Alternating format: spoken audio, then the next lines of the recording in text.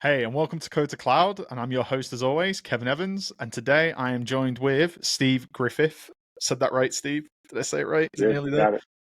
So I'm going to try and get out Steve's job title now, but it's quite a long one. It's because he's so amazing. But he's a principal technical specialist on the digital and app innovation Azure GBB team. Did I get that right, Steve? You got it. I mean, the title changes, based in HR every year or two, but fundamentally that nails it. It's cool. And he's at Microsoft as well. Just to add that little bit more, right? Just for folks Yeah, yeah. out there. So obviously I've been doing the rounds, right, with some of the GBBs. We had Ray on, right, a few months ago. That was an amazing session. So I've been drumming out my network, seeing what Nice. juicy sort of subjects I can get hold of. And I reached out to Steve and he said, let's talk about image signing, right? So with obviously container images. And I thought, great, because my security head went boom, right, straight away. And it's a problem we're trying to solve, right? So, Steve, do you just want to quickly introduce yourself, a little bit about what you do, and a bit about what we're going to talk about today? Yeah, for sure. So like you said, Steve Griffith, the team that I'm on, we're the App Innovation Global Black Belt team. And our role is really to work with our largest customers, and really any customers, but tends to be our largest customers to build solutions on Azure, apps in Azure. I tend to put my focus mostly in the Kubernetes space. That's where I've been the last 5 or 6 years or so. I do a lot of infrastructure, security, and so forth in that space. But our team, covers AI and general app dev scenarios, and we really kind of try to bring the best of Microsoft to our customers to help build cool stuff. Awesome. As far as what we're talking about, I thought it'd be interesting to cover a little bit about image signing. I think that in light of a lot of security challenges over the last couple of years, we've always, or at least for a long time, as long as I can remember, had code signing, right? The ability to, hey, I'm a ISV that's building a solution that I'm shipping out, and people want to verify that the binaries that they're getting from me are mine. So code signing's been something that's been out there for a while. But why don't we sign container images? And the reality is that we can, and we do, but it's fairly new, or at least over the last several years, there's been quite a bit of flux in the approach and a couple different paths that have been taken. But I think at this point, we have a preview feature we'll talk a little more about. But really, I think it's gotten to the point where container image signing is real. It's something you can use today. I think it's worth people understanding that they have this option to them to secure their software. I think it's great news because we talked offline about this, right, a few weeks ago. Especially for certain institutions, right, or regulatory requirements. I would sign all kinds of stuff, right, from the security team point of view. Why aren't I doing it with my images, right? And that will just help with that deployment process of, well, it's validated, right? It's proven, we've secured it, it's validated, right? So yeah. So as all things, right, it's like making a cake. So what kind of tools would we use, right? How does Notary fit into this? Yeah, so there's a couple of tools out there. So Notary is this solution that kind of grew out of the Docker ecosystem. It kind of went one path, and then they realized they wanted to make a few changes. So you might hear about Notary V2, which was kind of a rethinking of how Notary would be used for image signing. So Notary V2 came around. They have some tooling that we'll show. There's a CLI tool called Notation. It also leverages something called ORS. So ORS is a solution that lets you use container registries. We all have container registries we pull images from, and generally those images are kind of tar balls that are just kind of put in a repository. But ORS says, hey, why can't we store some other things in the container registry? Hey, I have a bill of materials for my software, or I have some other content that I want to store alongside my container image. And ORS enables that. So Notary kind of took that path and said, okay, well, we'll use ORS and we'll use Notation as the signing mechanism and allow you to store those digital signatures along with the container. The other side is SigStore. So people who are kind of searching for how you do container image signing might come across SigStore. SigStore uses a couple different solutions, effectively accomplishing the same thing with a different approach. But it has cosign as the CLI that you use to actually do the signing. So you'd say cosign, whatever your container image. But it also has additional components. There's something called Fulcio, which is a certificate issuance tool. So if you don't have to manage your own store, you can just use full CO. Anyone can go and use it. And it has Recore, which is a tool that actually stores that signed information, that the certificate information, and who requested it, so that really these certificates can be kind of short-lived, and you don't have to worry about maintaining a long-term cert store. Recore kind of traces that for you. So if someone says, "Hey, down the road, I want to verify the signature," Recore has that information. And then, kind of tying all those things together lets you sign images with cosign, and very similar approach to Notary. So yeah, we talked about that as well, right? Like the horrors of the CA store, right? Like we've all been there, like how to manage it, the best way of deploying it, that kind of thing. So it's exactly. It's always on top of mind, right? How do we simplify that process? I think the cool thing with the SIG store project is anyone can really go in. You don't have to have any background infrastructure to sign container images. So that is one of the benefits of that. The Notary side, real benefit is it's integrated directly into Azure. And in fact, Azure will allow you to verify signatures from both cosign or notation. So both really work. It's really kind of up to your own personal preference which one makes sense to you. Okay, awesome. So if I was going to set this up locally, what kind of tools will I need, right? I know we'll go through the basics here, but like I take it local dev, Docker runtime, right? Yeah. I know we're going to be using like Azure later on. We need the Azure CLI, right, to connect to build registries and clusters. But is there anything else that we need except from really just CLI? you're going to be running container images locally, so you'll need Docker, some Docker tooling installed. You would install the notation CLI, and in a second we'll run through kind of a bit of a guide as to what that looks like. And in this guide, we'll share the link. It takes you out to where you can install notation, which is the CLI tool. And then, the Azure CLI, which would be used to log into the Azure Container Registry, for example. Awesome. We are a bit biased, obviously, right? AKS will be our cluster of choice. But yeah, let's kick things off then with seeing how this works. All right. Go ahead and share screen then. You want to try and share your screen?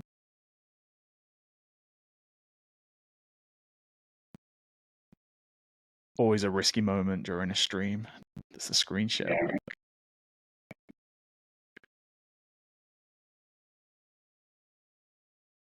Oh, there we go.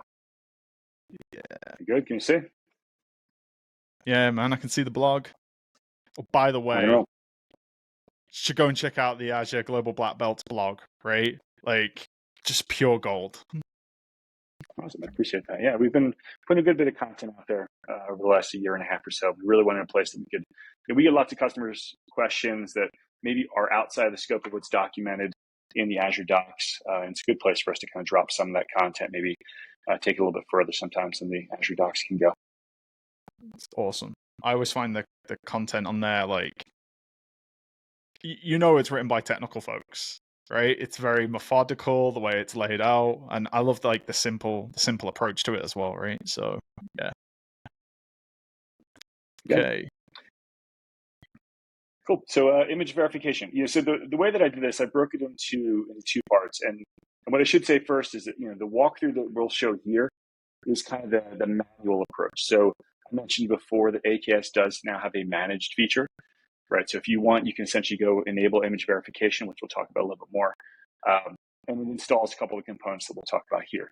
But to really understand the moving parts, I like to document, hey, here's the components you would use. Here's how notation works. Here's the components that go into the verification side of it. So notation would be the signing side. And then there's some other tools that we'll use on the verification side within the cluster. And effectively what we walk through in this blog, obviously we talk about, here's where you go to say install the Notary tooling, the notation tool. So it's right out there. Talk about, hey, we need Docker, the notation CLI. And then what we're going to do is actually create an Azure Container Registry. Let me zoom this in just a little bit. Okay. So for example, we're going to use Azure Container Registry, but the reality is that the capabilities that are required here are just part of OCI compatible registries. So really any registry that you want to use, you should be good to go. But obviously ACR is ours, and the integration's really nice there.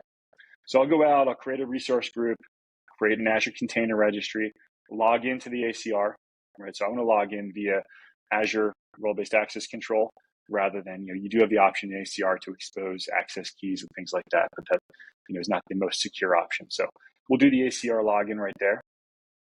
And then we actually import an image. So the goal here, we're trying to demonstrate, hey, look, you're going to go get images from some third-party repository, Docker Hub, or whatever it may be. We've always talked about, or people who have done container security in the past are aware of it. Hey, you should always scan your own container images. Well, likewise, you should really sign the images that you've scanned as well, right? So you pull this thing down, say, hey, we scanned it, and then we should apply a signature so that we know that whatever we're running in production is going through our process. But to start that, we do need to import an image. So in this case, I'm just importing a specific Nginx image there. Right. Generic, right? Everybody knows what Nginx is, right? So it's a good start. Yeah, just something simple. From there, most of the work we're going to do is going to use the image SHA. So, for those maybe not familiar, you've probably seen image tags, right? So Nginx : 125. This would be the image tag. And that's great. The problem with image tags are they're not necessarily unique. You can have two separate images that are fundamentally different internally with the exact same tag. The way to know an image is the one that you want is to use a SHA, right? So that's essentially, a SHA of the contents of the image itself, and that's a much more unique definition for the container image. So we're going to use that path. Okay.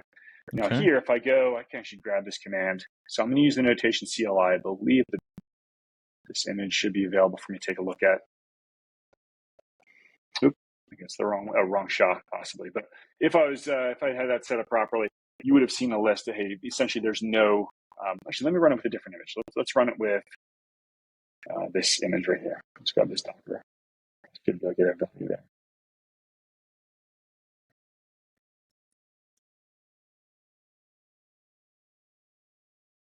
So there's a little bit of information in there about what's on that container image, and you can use notation to just look at the existing signatures that are on there. But what we're going to do is actually take it and apply our own signature to it. Now, the notation CLI does let you generate a test cert. So this is essentially a self-signed cert. So you can go and generate test, and this should just be good for kind of your local purposes. You're just messing around and you're trying to learn. So in this walkthrough, we do show generating a test cert. We do show, then looking at that cert on the image and all that good stuff. But really what you want to do is take a little bit further. We want to actually sign this with Azure Container Registry. The other thing that notation will let you do is actually verify the certificate. So what you do is you define a trust policy, and this you can get this from the upstream docs for notation. It's pretty simple, and it just specifies, hey, what's the trust store that you're going to use. And in this walkthrough, we actually configure a local trust store, and we kind of show all those different steps here. And this will just essentially allow you to then, hey, let's verify this container image is the correct one. Okay. But really, the cool part is the image signing with Key Vault. And we're going to jump kind of right to that because that's a little bit more useful for kind of real world. Okay. So the first thing is notation itself does have a plugin concept. So you can install these plugins. So I clear this out. You can see I have the Azure Key Vault plugin installed. Awesome. Yeah. And that's part of the setup. And then from there, in this walkthrough, we create an Azure Key Vault, which I've already pre-created. We specify some variables, right? So I'm going to say, hey, here's the cert name, here's the cert subject, here's where I want the cert to output to. It's just a local path. Do a little bit of setup on the Key Vault, right? So I get my user ID and give myself, certificate creation permissions on the Key Vault, right? So a couple things there. Azure Key Vault has this concept of a certificate policy that you can define. It specifies, hey, when I create a certificate, what do I want that to look like? This is just something I grabbed from our documentation. You can just use the same and just specify some of the lower level details. Most people won't modify this, but you might have some that have a little bit more kind of in-depth configuration. Yeah, some things you want to apply. Okay, and actually I'm noticing this should actually be parameterized because we did specify that subject up top. So I'll make that fix. But effectively, you just take this policy and you pass it in when you create the certificate. So through the Azure Key Vault certificate create command, you pass in what that policy JSON document is, and it'll go create that cert for us. I can then get the key ID for the certificate. And once I have, Key Vault, a certificate, and the key ID for that, notation can take care of the rest. Right. So if I look at this notation command, I'm just going to do notation sign, give it the key ID, say, hey, make sure you use the Azure Key Vault plugin. And here's what the image name is. Now, what this will actually do is go out, and if I open up my Azure portal, it'll go out and actually apply that signature directly on the image itself. So I mentioned ORS earlier before as a way you can store artifacts that aren't container images on the red repository. So that's what it'll do. So I go and take a look at this and go Love the to, name of say, the my container repositories. registry as well, Steve. Yeah, Great branding. I thought you would. I'm not surprised you hadn't already taken it, actually. So here's the image. Here's the 125.3, and here this is actually. So if I click on this, you'll actually see. Okay, here's all the layers. This is what a container image structure looks like: layers of file system, effectively, right? But if I look at the second one, this is not layers. This is information about that signature, right? So this is the certificate information that got stored on that image. Now, what that means is anyone who has access to pull this image also has access to pull the signing information, so they can verify the signature, right? Okay. All right. Does that all make sense? So now we've gotten through the part where, hey, we've signed this container image. It's automatically through the notation tool. It actually uploads that signature directly into Azure Key Vault, so you don't have to re-push the image or anything like that. It's all baked into the notation command. And now we have a signed image using a Key Vault that we created. If I jump back out here to the resource group view, you can see here's our container registry and here's our Key Vault. Right. So just to break that down for folks, right? We've got our AKS cluster, our ACR, right? Our container registry. What I like to do as well sometimes is, and you've just showed that as well. You'll do things in the CLI, but you want to see it. Just going into the portal just adds that extra layer of validation, right? That it's populated, right? Even though you can implicitly trust the CLI, right? It's been working for decades, right? But sometimes it's just best to go and see it in the portal as well, right? So it's a good Absolutely. Spot. All right. Okay. So on to the verification side. So now we've been able to sign our image. It's in a container registry that we trust. It's an authenticated container registry, right? So maybe this is a step, this notation sign step could possibly be at the very end of, right here, like a build pipeline, for example. Or maybe you have kind of a gated pipeline and say, hey, we're going to sign at the end of our QA process, and we're going to do a signature on there, right? You can have multiple signatures happening throughout the process. So now you have all these signatures applied onto your container image. The second side of it is actually verifying. So I do show in this guide how you verify locally, right? So if you want to say, hey, look, I just want to download the certificate, right? So Azure Key Vault cert download, get that certificate, add it to my local trust store. So we talked earlier about how Notation has its own trust store, right? So I can add that certificate to this trust store. And then again, just like above, there's a trust policy that you can create. So I'm just saying, hey, here's the trust policy. Here's the store name, right? So for this image that we were checking, here's the store name you should use to find the certificate that we trust. You import that policy via Notation, and then you can run the Notation verify command. Right? And I think the reason it failed before is that I created a new instance of the Key Vault, and I did not import the new image, the new certificate into my trust store. So it was working as designed. I like the fact that they followed the local development practices as well, because that's the running joke, right? About containers. It worked on my machine, right? So you can go away and validate all this locally before adding it to some sort of automation process, right? So it's actually funny, you mentioned that, because I was when I was working on getting this configured, I forgot that I'm running on an M1 Mac, and the Nginx image I pulled was the wrong OS version. So when I went to go try running AKS, it didn't run, but I figured that out pretty quick and got that resolved. But it did work on my machine, I guess. All right. So part 2, image verification. Now, as I mentioned before, the image verification, there is a managed option in AKS now.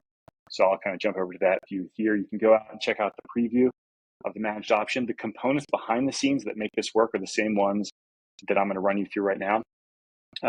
Effectively, it translates down to Gatekeeper and Ratify. So Gatekeeper, for those who aren't familiar, is the policy engine that AKS leverages, right? There's a couple of policy engines out there. Some people may be using Kyverno. Gatekeeper is the one that we've always aligned with, and it's the one that's directly integrated with Azure policy. So you can go and you can set a policy that says, hey, look, every cluster that I create needs to have Gatekeeper installed, and Azure policy will deploy that for you, which we'll talk about a little bit more in a second. The second part is Ratify. So Ratify is essentially a tool that lets you, verify images, and there's a lot of different options for how you verify. You can do all kinds of. You could have Ratify check for an SBOM. We talked about that before. You could have Ratify check for really anything in the container image. But effectively, what it does is pulls down the container image, runs some validation that you've configured, and then says, yes, this is good, or no, this isn't. We come with Ratify pre-configured for image verification, and you'll see that when we do the installation there. Okay. So for this walkthrough, we'll just do a straight cluster setup. Let me zoom in a little bit here so you can see. So in this cluster, there's really nothing special. So I'm creating an AKS cluster. I'm attaching the Azure Container Registry that we pushed our image to. I'm enabling the OIDC issuer and workload identity. So this is kind of optional, but it's really the right approach. So OIDC issuer and workload identity work hand in hand. Workload identity is what lets you create an association between a Kubernetes service account. Right, so if you're a Kubernetes user and you run Kubernetes anywhere, service accounts are essentially identities, system identities within Kubernetes. And workload identity says, hey, I want to bind this service account in Kubernetes to this real identity in Azure Active Directory. So we have a concept of federation where you can say, hey, this service account in Kubernetes is associated to this managed identity. And you kind of get where this is coming from. Ratify is going to pull a container image. Well, I want Ratify to pull the container image with a Azure Active Directory authenticated user. So that's what this is enabling, is saying I'm going to bind the Ratify service account to this identity so that it can do everything, kind of securely using Azure Active Directory, aka Entra ID, as the identity store. It's bridging identity worlds, as I like to call it, right? So yeah, exactly. Yeah. We actually have a really good write-up, a couple good write-ups in this repo, in this blog, about using workload identity with like SQL Server and things like that. You can take a look at. So after the cluster is created, we'll get the credentials, standard AKS stuff. We also are going to need the OIDC issuer URL, which you can get. This command shows you how to get it. It's just a value that you can get from the output of the AKS show. Next is where the magic happens around the identity. So we kind of just spent time talking about that. For that, I'm going to create a managed identity. So managed identity is effectively a service principal that we maintain the keys. You bind that service principal, that identity, to an Azure resource, and only that Azure resource is able to get its secret effectively. So we create that identity. We'll need a couple pieces of information from the identity. We'll need the object ID and the client ID. We are going to assign it ACR pull rights. Again, this is going to be the Ratify identity, and part of what Ratify needs to do is pull from Azure Container Registry. So it does that. And then we're going to do the federation. So this is, again, workload identity. So this AZ identity federate command is a new capability, newish, over the last year and a half, 2 years from the Entra ID team, that gives you that ability to say, hey, if you see a token, if Entra ID sees a token that has this subject, right, system service account, which is the subject that Kubernetes will put on a token that it issues for an identity, then go back and check if there's an associated managed identity. So it sees, hey, here's this identity that we're connected to. Oh, and by the way, here's the issuer, right? So AKS itself is issuing the token. So Entra ID needs to be able to validate the token. So this OIDC issuer gives the magic that, that Entra ID needs to say, hey, did this token actually come from this source, right? So it's essentially just a key that uses to verify, it's a public key that uses to verify the token. Bit of a sidebar on managed identity there. It's important, right? It's, we use it extensively, right, across our portfolio, but it's abstracting away, right? How do we set up those trusted relationships between resources and access, right, or automated services? So, it's great that it's already you've written most of the code in here, to be quite honest, Steve. Yeah. But yeah, it's a critical component. It's super easy to use once you kind of understand the fundamentals of it. It's really great. So then the last part here with that identity, we need to grant it permissions to retrieve secrets from the key vault. Right? So I'm going to take that same managed identity that we had granted ACR pull rights, and I'm also going to say, hey, you need to be able to go get secrets from the key vault, because what's in the key vault? The certificate that Ratify is going to use to validate the image. Right. All right. So now we get into the installation bit. Now, again, the managed component, you won't have to deal with any of this, right? So the managed install, which I'll talk about in a second, you wouldn't need to install Gatekeeper. That's part of the policy, which we'll show in a minute. But in this case, we are going to install Gatekeeper manually. And then the second is installing Ratify itself, right? So we install Ratify, and we specify a couple of things. We say, hey, Ratify, here's the key vault URI, here's a certificate name, tenant ID. What that's going to do is it will automatically go and configure the verifier for me. So in Ratify, there's a concept of, a verifier, there's a cert store and things like that you configure. It will do all that work for you, so you don't have to worry about it. It just makes it, running immediately, essentially. And we are going to enable workload identity. You don't have to have workload identity for Ratify to work. You could use service principals, but workload identity, as we said, is a bit more of a secure option there. And with workload identity, I have to specify what identity did I map, right? So this client ID matches where I did the federation in that last command. Okay. And then finally, because we're using Gatekeeper, I did provide a couple a policy template here. So if I jump over here, right. So here's what the Ratify verification template looks like. I got this from the upstream documents. I don't think I made any modifications to it. This policy language is called Rego, for those who aren't familiar. So it is the standard policy language of Gatekeeper. So you create a template. The template effectively says, hey, here's what the validation is that you should run. And then the second is the actual constraint. So the constraint effectively applies that template. It says, hey, let's make this template effective. So we jump over here, we apply this template, and this specifies, hey, what does this apply to? And what enforcement action should happen? So you could have an audit enforcement action where it just raises it to the logs. In this case, we're going to do deny. One important thing about the managed preview, so again, let's kind of jump over there for a second. In preview state, the verifier, this enforcement action is by default only audit. So it doesn't let you do an enforce on there. It only does an audit. Right. And we'll see that when I jump to the portal. Yeah. So it's an important thing to know. And people will be like, hey, I installed this and it's not blocking my container images from being created. Well, go take a look in the Azure portal and you'll probably see those. You should see those messages in the policy window. All right. So let's take a look. So I'm going to jump over to the cluster right now. Let's see what's going on. So first of all, let me make sure I'm on the right cluster. So we did the manual. I have two running. I have the managed, which we'll show in a minute, and I have the manual. So let's jump over to manual. And down here, let's do logs. That should be this one. So right now, I'm just going to follow the logs of the Ratify pod, effectively. They're going to say, get pods, Gatekeeper system. You'll see what's running there. So here's the Gatekeeper controller and all of its bits, and here's the Ratify pod that we're actually listening to down below. Right.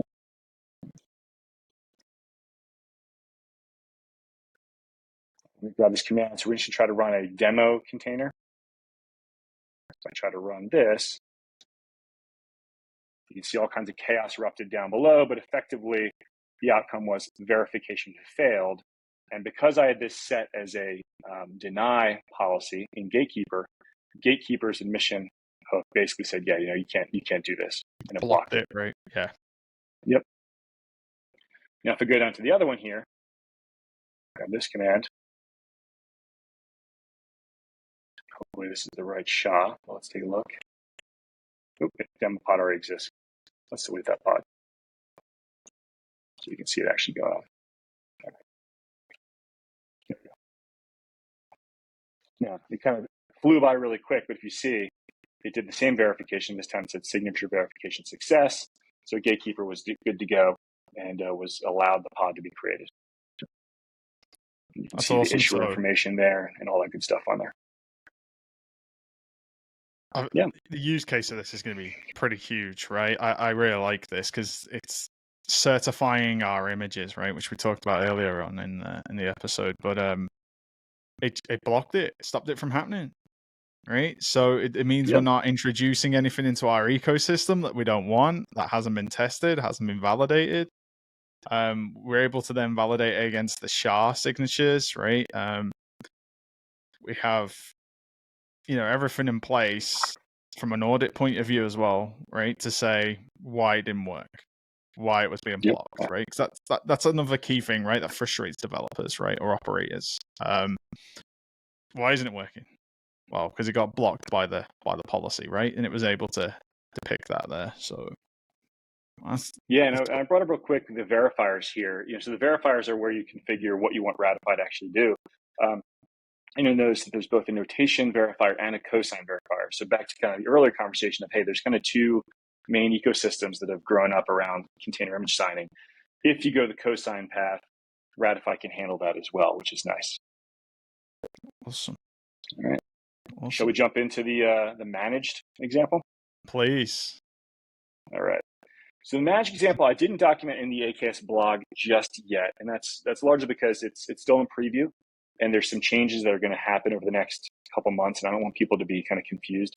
But I do have this write-up in my kind of personal Git repo that I'll share with you that kind of shows what this setup looks like. We'll kind of do the same thing. Let's run through what the setup process is.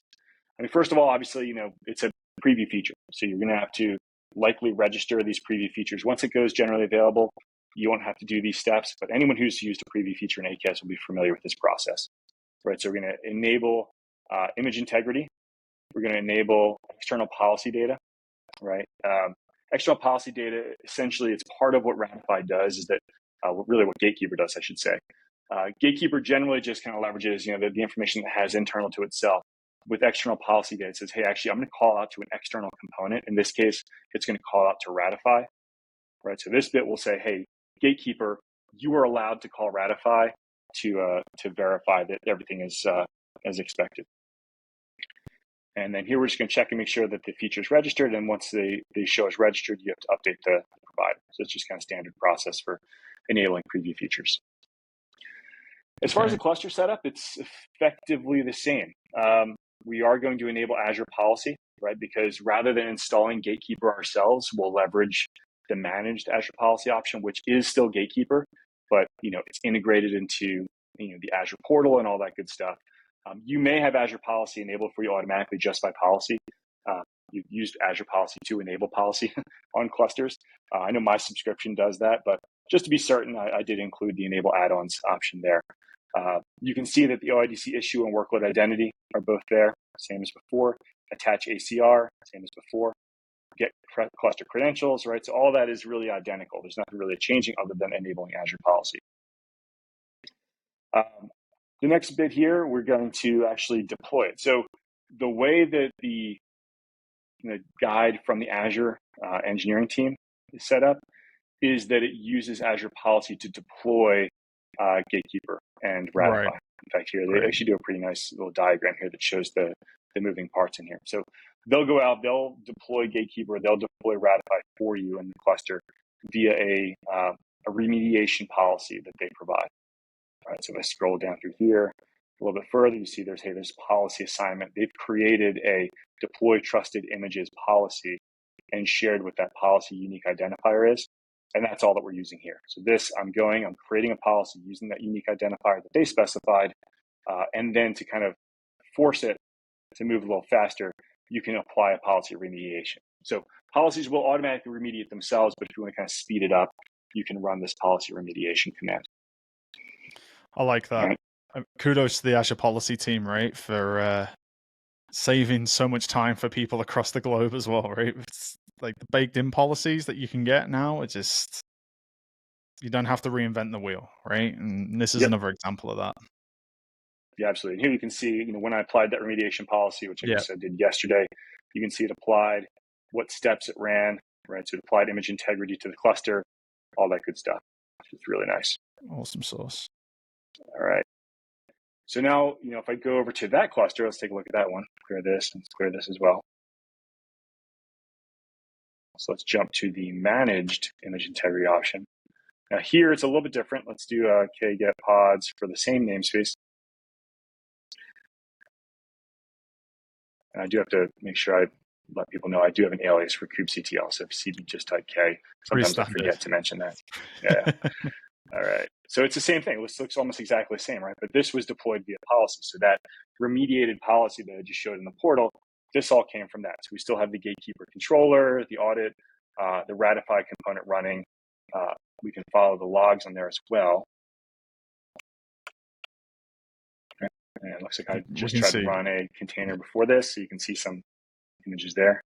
Let's get some pods. Let me go and let's delete some pods. Actually, I'll leave these, and I'll explain why in a second. Okay. So as far as setting up Ratify, slightly different, but also a lot the same, right? So the one thing about when you're running the managed Ratify option is that the AKS engineering team pre-creates the managed identity for you. So if I go here and look for, say, let's go to my MC underscore.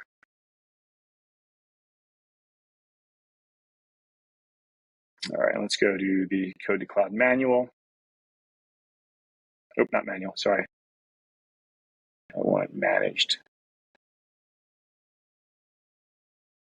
So they actually go and they create this Azure policy managed identity for me, right? Curious if over time they allow you to provide your own.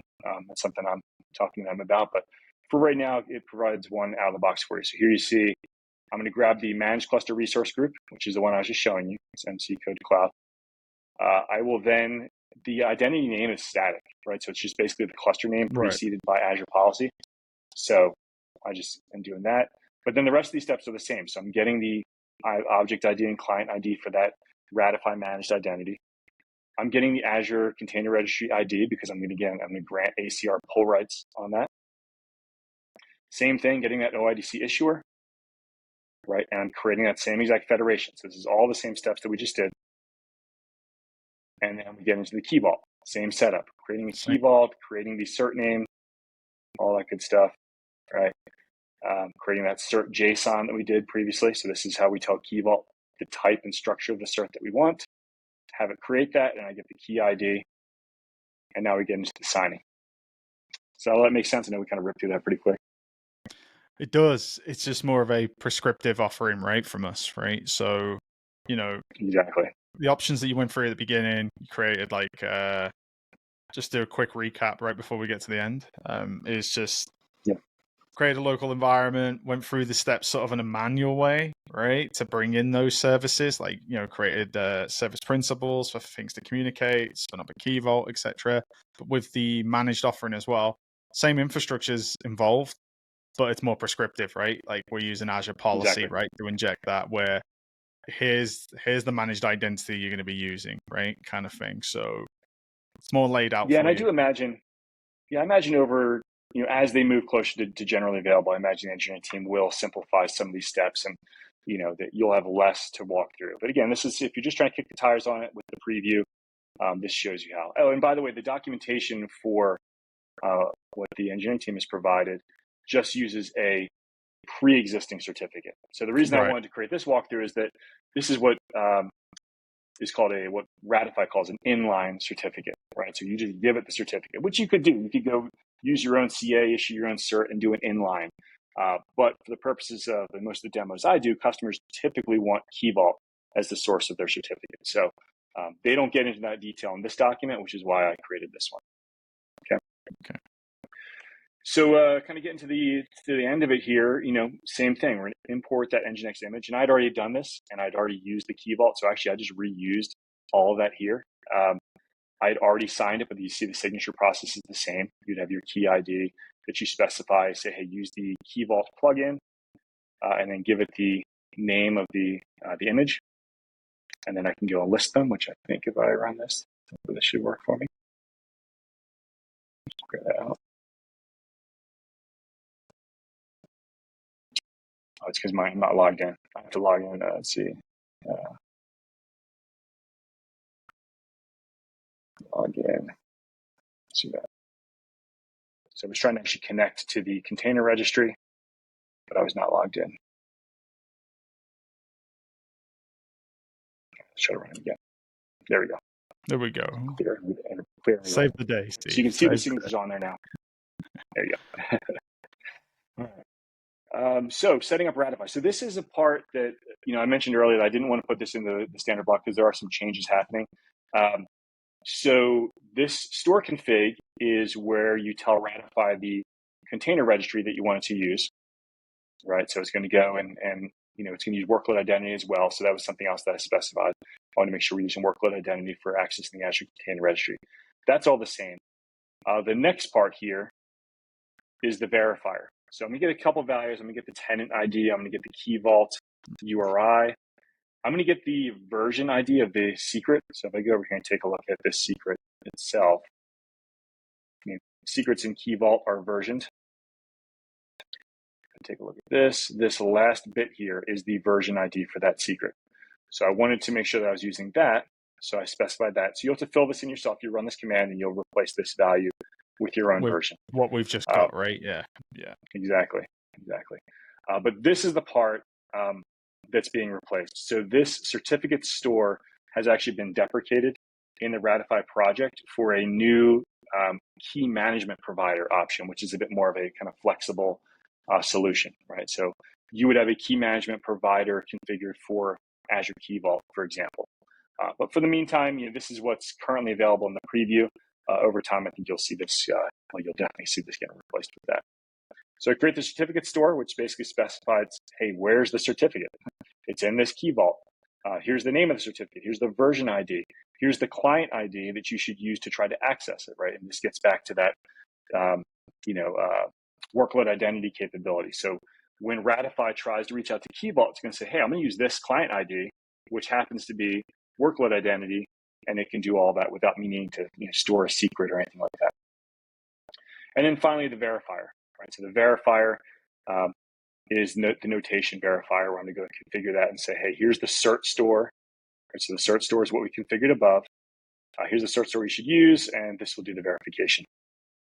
Okay, so if I go take a look at this now, again, this is the managed solution. I can see here's my certificate store, and here's my verifier, my notation verifier. Okay. I could add, for example, the cosign verifier as well. But since this is the managed solution doesn't come out with the cosign verifier yet. All right. Watch this space. And then finally, the test pods. Yeah. So we're already following the logs down here. And if I deploy these, which they're already there, so I won't run these deployments, but one demo fail is just using the upstream Nginx image. The second is using the signed image. You can see that they're both there. I was like, ooh, wow, okay, well, they're both running. That's cool. What's actually cool is if I now jump over to the Azure portal, and let's go to the policy view in Azure portal, and take a look at all of my compliance details. All right, I can see where I'm out of compliance. So again, this is defaulted to audit mode for that policy. So we go take a look at, let's see, where is it? Audit deployment with unsigned container images. So this is the managed. I didn't set up this policy. This came out of the box. This is part of that, install policy that we ran. But you can see it has a couple of different components. One is the installation, right? So these two down here are actually deploying Azure policy and deploying Ratify. So that's a deploy if not exists. But then this one's actually doing the verification. So if I click on this one and take a look at, hey, how am I out of compliance? I'm out of compliance on this specific cluster. If I go take a look at that, I can even see the specific pod that was failing. Yeah. Right. So I don't see demo pass because that one had the correct signature, but I do see demo fail. Right. So I could have then, from across all of my clusters, maybe I have 1,000 clusters, I could come into here and see, all of the containers that are out there that are unsigned, that don't follow my policy best practices. And again, when this gets to GA, you would have the option to do a deny instead of an audit on that as well. At least that's my understanding from the engineering team. And that's where the managed offering scales, right? Exactly. So we've got cluster operators, right? Then we've got our security and compliance teams, right? And they can come into the tools that they've used on a regular basis, right? If not a daily basis, and come into here and find the information, right? So Exactly. And I applied this scope specifically to that resource group, so the code to cloud resource group, which is why you don't see my other clusters raising this. But you could have this scoped to a management group, like you said, so you could really scope it to any level and say, oh yeah, all of our images have to be signed, right? Just like you can say all of our images have to come from this container registry, you can say they all have to have these signatures. Lots of flexibility. That's awesome. That's great reporting, right? Because sometimes that's the difficult piece, right? Is actually having visibility into that. So, absolutely. Awesome. So is that the end of our beloved demo, Steve? Got any? I think that's all the stuff I wanted to show. So yeah, you can go out, you can check out, we'll share the links. You can check out the docs from the AKS team. Also share this kind of walkthrough on, hey, if you want to use Key Vault with that instead of the inline certificate, what does that look like? And then, yeah, if you're just trying to get your head around image signing and verification, go out to our blog here and you can see these two parts. So part one is using notation and part two is actually the image verification in an AKS cluster that you can take a look at. I really like the flow of that because, like, personally for me, I like to figure out how does it work behind the scenes, right? Like, and then working my way up to, a managed offering, right? So you can understand it, right? And see what it's doing. But yeah, we will share all the links to the Global Black Belt blog, the links to the managed offering as well from the MS Docs page. But Steve, I know it's right in front of us there, but the best way of people following you, keeping up to date on what you're doing, right? Is it going to be X, Twitter, GitHub? Are you on any other socials? I think most of checking this blog. Now, I do get on Twitter from time to time. LinkedIn, I don't think I have my LinkedIn there, but you can find me out on LinkedIn as well. Should come up pretty easily. But mostly everything I'm doing, I try to get out to this blog as often as possible. But yeah, Twitter, GitHub, LinkedIn, any of that, drop me a line. Awesome. Well, I just want to say thanks again for coming on. I've learned something again, which is like, the main purpose of this show, right? Is not only does the audience get to learn something, I get to learn something as well. So absolutely fantastic work there. To our audience members and viewers, if you like what we're doing, don't forget to like, subscribe, and comment below. And yeah, I'll catch you on the next one. Goodbye for now.